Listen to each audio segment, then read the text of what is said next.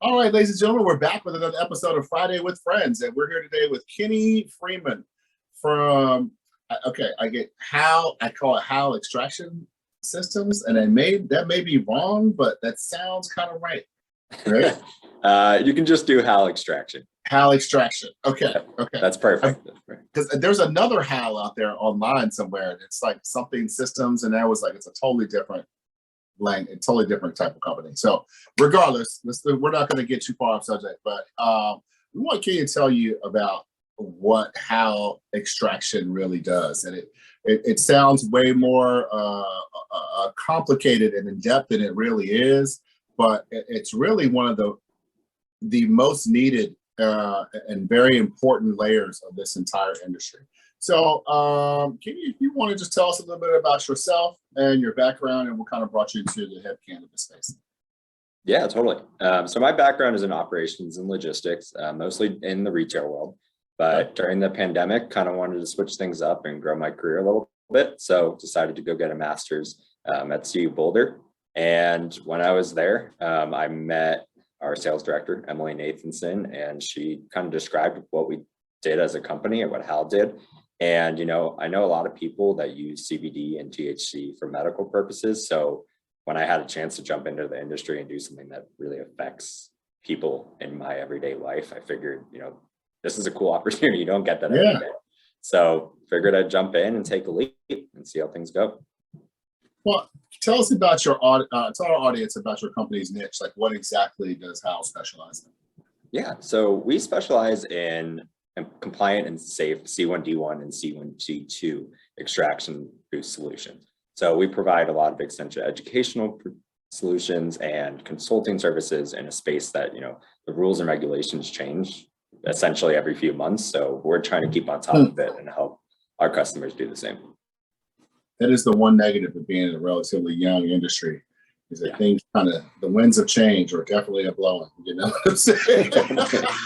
Every few weeks. Every few weeks, man, you got to be like on a spindle. Tell our listeners of what exactly C1D1 and C1D2 mean and how they differ and why they're important.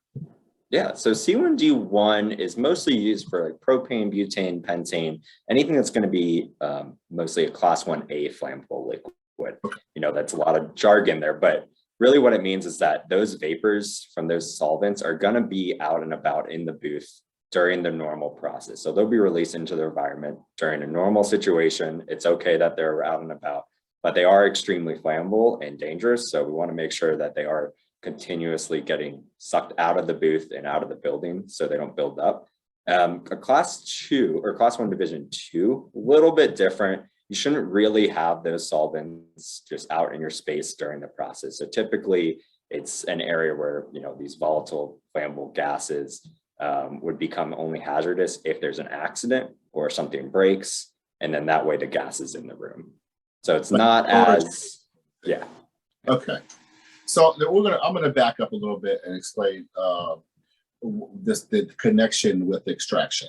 So there are certain types of extraction. Most types of extraction, I would say, require some sort of a solvent. A solvent can be as simple as alcohol. It could be as simple as really water, which is a solventless, but it is kind of a solvent, or it could be as complex or as dangerous as these compressed gases. And that's kind of what we're talking about here, is making sure these compressed gases that are used to convert plant matter into some sort of usable extract, whether it be hemp or THC. But this process keeps things from exploding. So I was reading a little bit on your website about your founder and his background and how Mr. Havlick, is that right? Yep. And Havlick, okay, and how he decided that he was going to go into sort of this space. I think that he had a sort of like a state position. It sounded like more of a state position, but it was required of all people who held his title to go and inspect these cannabis spaces, correct?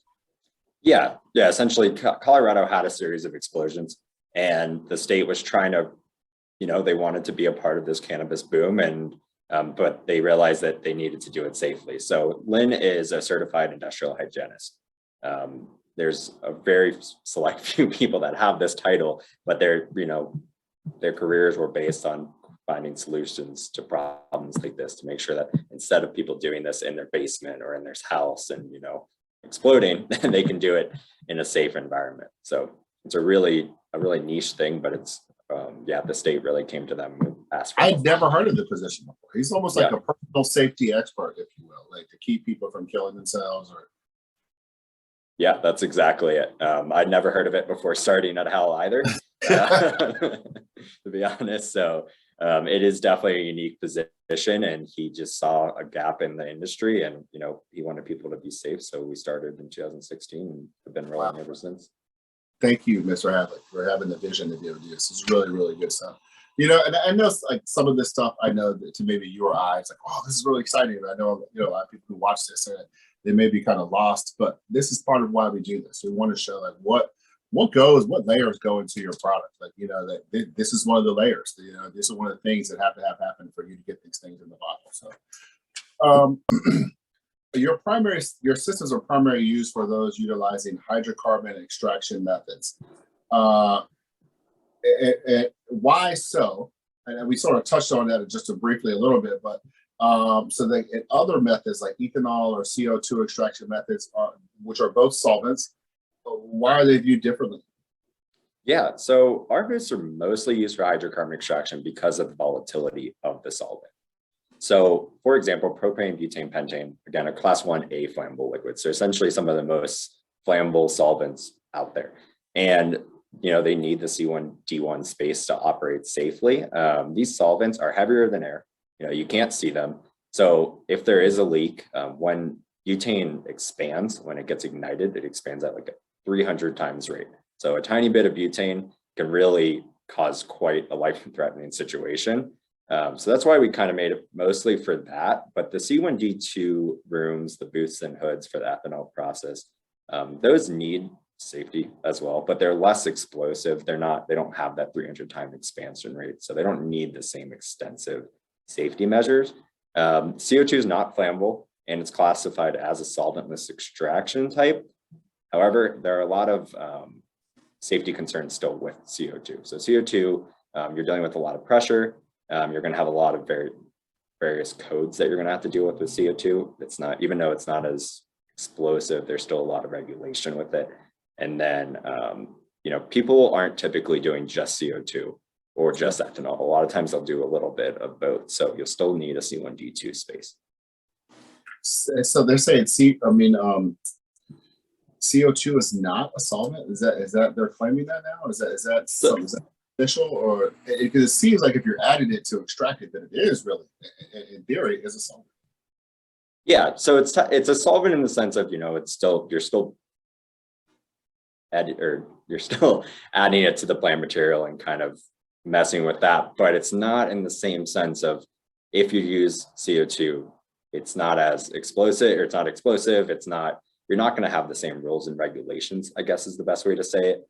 If you're just using CO2, you typically won't need a booth to be safe, because if CO2 gets out in your environment or your room, it's not going to cause an issue. So when we're saying solventless, it's more of a dangerous flammable solvent, I guess is the best way to. Okay. It's 300 to 1. So if you had a square foot of flammable gas, propane or butane, on an explosion, this could become like 300 square feet of impact. Is that, am I reading that right? Yeah. So essentially, if there's a tiny leak and, you don't have a ton of it, and you think initially people were doing this in the garages, in their basements, right. And, they thought, okay, we're only using a little amount, but, a tiny amount is enough to cause a lot of damage. So a tiny amount, just a couple, I don't know the right measurement, but just a little bit of it, could explode a whole room, could explode a whole building. We don't recommend putting them in basements for that reason. So yeah, it's a tiny amount can cause quite a bit of damage of this stuff. Well, I see that like more extraction facilities are coming online in various parts of the country. Are most of your booths still going out like the Midwest and the western half of the United States, or are you seeing more coming to like the East Coast and the South? Yeah, so to kind of dive into where we've kind of sent our units. So we have about 350 units on the market. Okay. You know, a lot of them initially were going to California, but we do have about 12% now in the Southwest, 4% in the Southeast, so a little bit smaller. But you know, a lot of those states are still kind of hanging on to the legislative or creating those barriers where it's not legal. And then we have 13% in the Northeast. So a lot of the Northeast, you know, became legal in the last few years, but until they get the legislative pieces worked out and the governing bodies worked out, it's going to probably keep things a little slow, but that's poised to make a big run, I think. Yeah. Well, we're keeping our fingers crossed over here. Sometimes in this industry, whether you're in the THC side or the hemp side, it just seems like we're like 5 years at minimum behind Colorado or California, you know, and all these things are happening. I think there's a lot of opportunities that are being opened up for companies that maybe started 5 or 6 years ago. And like, you know, we're still playing in a sandbox over here. You know what I mean? So it's like, yeah, it takes a while. It does take a while. So we're exercising as much patience as we can here on the East Coast. But, yeah, you know, a lot of different states, he really encompass the same kind of area if you think about it. You know, so a lot of different legislators, a lot of different jurisdictions. So, you know, California can pretty much, you know, make legislation for almost the entire coast. You know what I mean? Yeah, and the East Coast, you know, you have 5, 6 states in the same amount of space, maybe probably more. And they're all running it differently. So it's honestly just a waiting game at this point, and hoping that, you know, the governing bodies or whoever's going to be in charge of this new program in each state, hopefully that they can do it quickly, but also organized. Because, you know, there's been instances where states just let everyone go and there's no regulation, and then they have to catch back up on the backside. So yeah, it's fun, you know. So from your vantage point, which one of these regions do you see having the most promise in the future? Yeah, so, you know, the initial thought is the Northeast is going to boom due to the population. So if they can get everything together soon, or even within a year or two, I really think that's going to be pretty big. You know, I also think the Southeast, or kind of like the Midwest, where there's large farming and agricultural areas, I think those have an extremely bright future. Right now, a lot of these big agriculture states are still pushing back on the legislation, but when they do transition, I think that's going to be really, you know, fast and furious. I think it's going to be good because, you know, kind of North Carolina is a good example. They have the infrastructure in the tobacco industry, right? But so they have the manufacturing facilities, the grow areas, they have the outdoor areas, and they have the workforce. You know, as and a climate. They got it's perfect. So I really bought into North Carolina. Go ahead. I'm sorry. No, you're fine. You're fine. I think I use it as an example a lot because they have everything that's perfect to make the switch. So I think, you know, as tobacco sales keep going down over time and, you know, the legislation flips, that state is a good example of someone that's ready to go and the infrastructure is there. So I think the Southeast is a really good future target a little bit after them. We're banking on it, actually. Yeah, we're trying to anyway. But so that's about it. That's pretty painless, man. We just do a couple questions, give people a little insight on what you do and your contribution to this really, really cool and booming industry that's touching everybody, you know. So what we'd like to do is we give people what we call the shameless plug part of the program. This is like the last question, but yeah, anything that you guys are promoting right now, anything you're excited about, you got new products coming out, you want to share your contact information, your website, now's the time. You got about 60 seconds on the clock, man. Cool, easy enough. We did come out with a product called the degassing cabinet. Essentially, it attaches to the side of our C1D1 boost. It is a solution for all your off-gassing needs. So in C1D1 process, you'll have all this plant material covered in solvent, and you have to off-gas it before you can just toss it away. So it's a whole separate unit, separate ventilation control panel, everything different, but it connects to the booth via some sliding doors.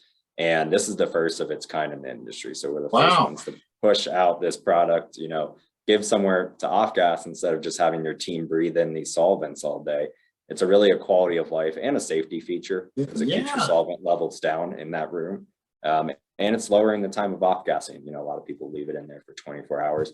We're down to about 8 to 10 hours now if you just leave it in the separate unit. So, and if you mention this interview, we'll give you a free window on the booth. So So this attaches right to the booth.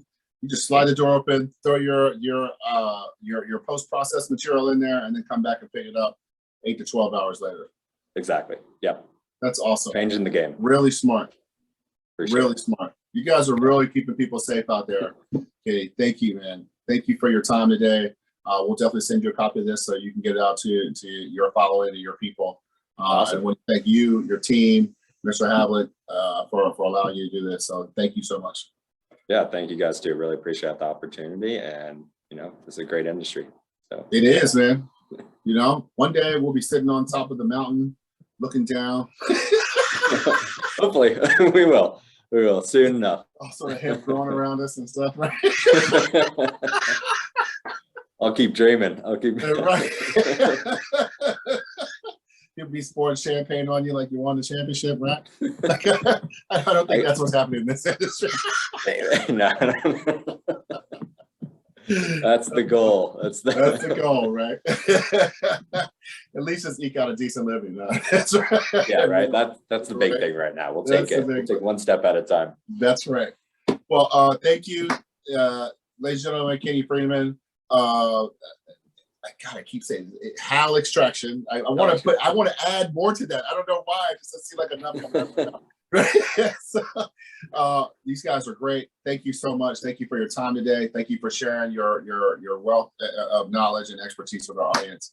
And maybe we'll do this again, man, in a couple months. Or a year from now, if you guys get to do things, or you never know how this business turns, or the winds of change may hit us. We may have a whole nother thing we could be talking about as it applies to C1, G1 booths and stuff. So completely. No, that sounds great. I really appreciate it.